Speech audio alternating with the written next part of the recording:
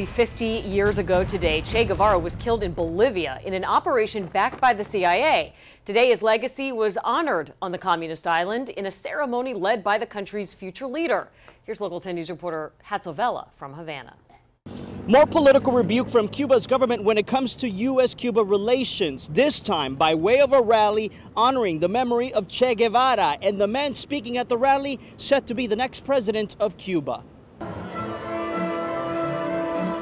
In Santa Clara, a highly organized rally remembering the man who has become the iconic face of revolution. It was 50 years ago that Ernesto Che Guevara was gunned down in the jungles of Bolivia. President Raul Castro was there but did not speak. It was the future of Cuba that took center stage.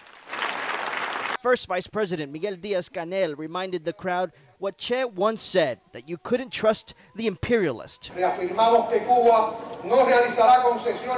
We reaffirm, he says, Cuba will not make any concessions when it comes to its sovereignty and independence and will not negotiate its principles or accept conditions. Necessary changes in Cuba will only be decided by the Cuban people.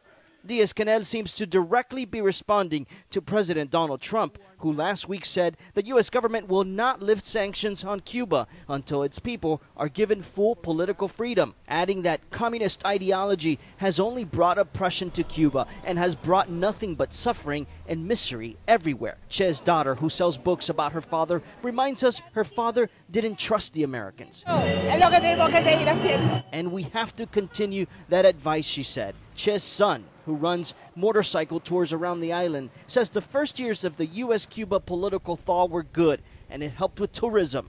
But that relationship, he admits, is now more strained. The world is more complicated, he says, and tourism on the island has slowed down. So the Cuban people are suffering.